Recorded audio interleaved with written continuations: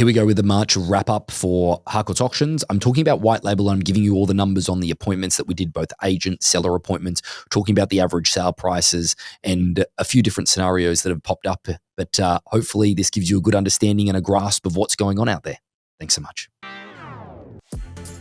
Welcome to Rethink Real Estate. My name is Ben Brady, and this is a real estate podcast aimed to deliver sales strategies, marketing tips, and business insights from industry experts and myself to build a listing-focused business for the future.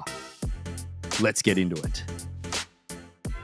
Okay, here's the wrap up for the month of March for Harcourts Auctions. I'm going to talk about our white label service a little bit more, about the presentations that we're doing out there at the moment. So we've sort of set some metrics up at the beginning of this year where we went back through and we did business planning to have a really good understanding that if we wanted to get to the volume that we wanted to get to and the volume of number of auctions that we wanted to get to, how many agents would we need to reach out with listings on the marketplace? And then also how many agent appointments would we need to do in order to sit down, explain our auction process to them? And then furthermore to that, is that then go and speak to their sellers as well. So in the month of March, collectively, I have two auction associates. We have Matt and Chase. They were responsible for dealing with a little bit over 77 inbound responses to whether it be email, whether it be text message, whether it be online inquiry through our website, or whether it be referral or repeat agent. So in total, we did 77 agent presentations. Now, as you can appreciate, the 77 agent presentations, we did a lot more seller presentations because we have agents that have previously done auctions with us that have then gone straight to a seller presentation. So out of the 77 presentations with the agent, about 85-ish, 86%, it's right around there, went on to then us presenting to their sellers.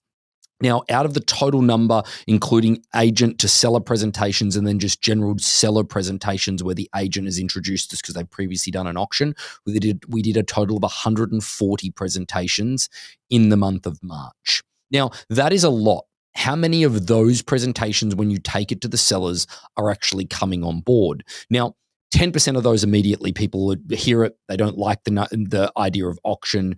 And also, they don't like the idea of having to listen to the marketplace. That is one of the major things that we will find out. When I say major, only 10% of the time. So out of the 140, what is that? That's 14, okay, that turned around and said, look, no, immediately pretty much, because there's a lot of people that are simply just in denial around what they want for their property, and having an auction means that there's a set date on when there's a decision needs to be made. So therefore, it's a pretty clear red flag and indication that they're not the right fit. And in that appointment, we will respectfully decline the business as well based on what they want versus where the agent think the value is, and then versus some of the other things. It's really interesting in those appointments when you get to ask a seller, do you have any properties that are locally listed at the moment that you think your home is in comparison to? And that is one of the leading indicating asking questions that I ask, and then you sit there and you look at, no, that's new construction, contemporary, and yours is Victorian and 100 years old.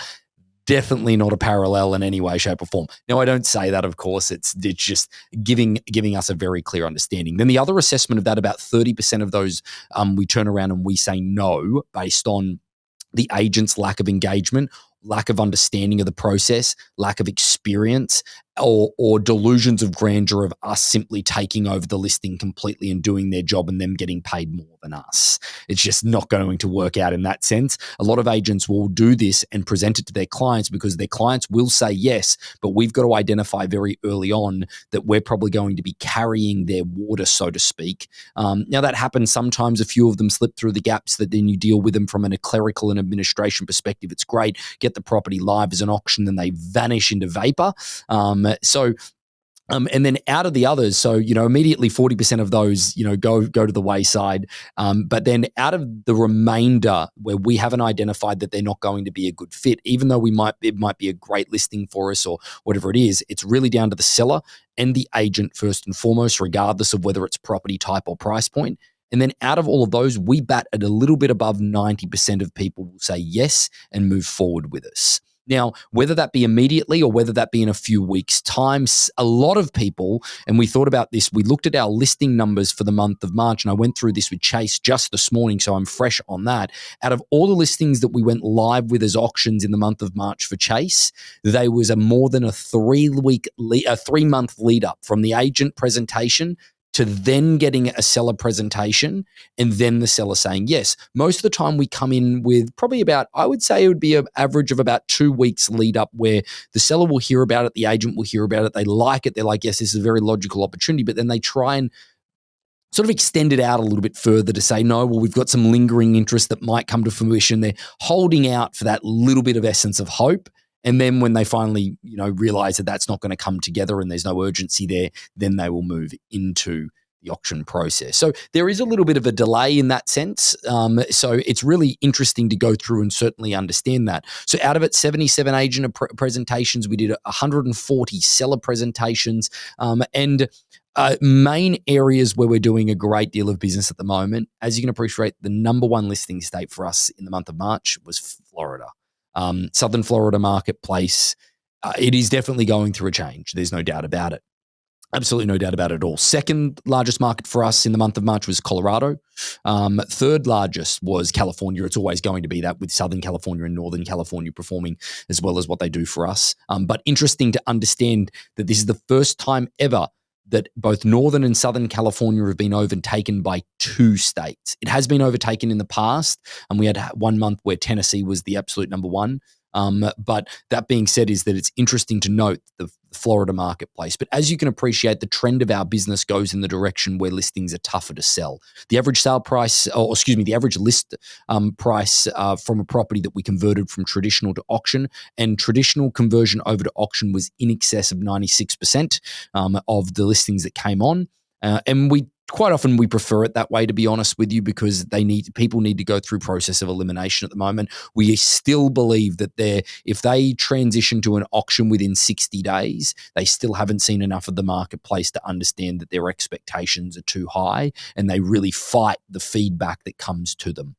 But all in all, it's definitely been a slower month. It's been our slowest month of the year from properties going into escrow prior to auction or on auction day itself. I thought January and February was slower. We did have a little bit of residual from the previous year, but March has definitely been the slowest month from a perspective of putting properties into escrow or under contract prior to the auction day.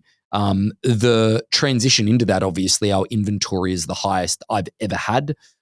We have a very, very high volume of auctions on the marketplace at the moment. I don't have an exact number, but it's definitely in excess of 130 properties that are on the market at the moment. And our average price point of the bidding to start from price is the highest that we've ever had as well. Our average is in excess of $7 million. Now, keep in mind, I do have a $38 million listing on the market at the moment that does bring that up pretty high. We also have a $17 million property that has gone into escrow prior to auction that's out in Palm Springs, the Rancho Mirage. So again, those averages are relatively high, but if you're thinking about what type of properties that we have at the moment, anywhere from $3 to $6 million is really where I'm seeing in most marketplaces there being a real shortfall. Anything under the $2 million mark still moving really, really quickly. But all in all, it definitely is one of those processes of elimination at the moment in the marketplace, people having to definitely work a lot harder in order to get their seller to understand. And the seller has to have a clear motivation. And one of the things I did a deal today in Miami. This property is in Keystone. Vladimir is the listing agent. And the seller, we did an auction for it in October of last year. We got $2.3 million. The seller said no, he needed 2.4 not to lose money on the deal. Okay, from what they paid for it a couple of years ago.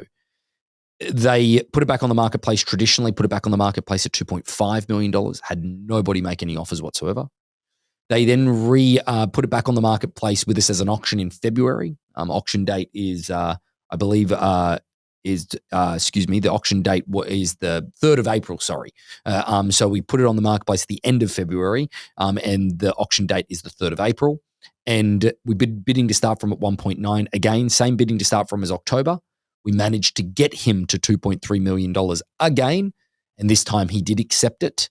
And this was an offer prior to auction day, completely different buyers, completely different audience altogether. But The one thing that was a line that definitely made him understand is that, hey, you either accept 2.3 now, but a decision not to sell at 2.3 is a decision not to sell, I believe, for 5, possibly 10 years. I really do believe that we're coming into a position where I don't believe real estate values are going to drastically drop. They're definitely going to drop, but they are going to level out for a very long period of time unless there is something major that happens within the economic from a government standpoint or whatever that looks like from an external party. The reality is that I just see the values staying where they're at and people having to make decisions. So unless there is a real motivation to sell, we're being very conscious about the volume of properties that we're bringing onto the marketplace, because definitely in the first 3 months of the year, I don't have the exact numbers before I do this for the quarter, for the end of quarter numbers that then we put out, is that our success rate has definitely taken a hit. We were at 86% was our success rate for the last 6 months of 2024. The first quarter, I'm making an assumption that that'll probably be around 70 to 75%, just based on the nature that we were listing a lot of properties, the highest volume that we ever have, but we were saying yes to a lot more than what we should. And that is something that you probably need to take into consideration for your own business as well. Again, guys, thanks so much for following us on the journey. Appreciate it, and look forward to seeing you on the next episode of Rethink Real Estate. So about 75% of our audience hasn't liked, followed, or subscribed to our podcast. It would mean the world to us, and it would help this podcast more than you know to expand our reach if you were to like, follow, or subscribe on any of the platforms that you're watching or listening on. Thanks again.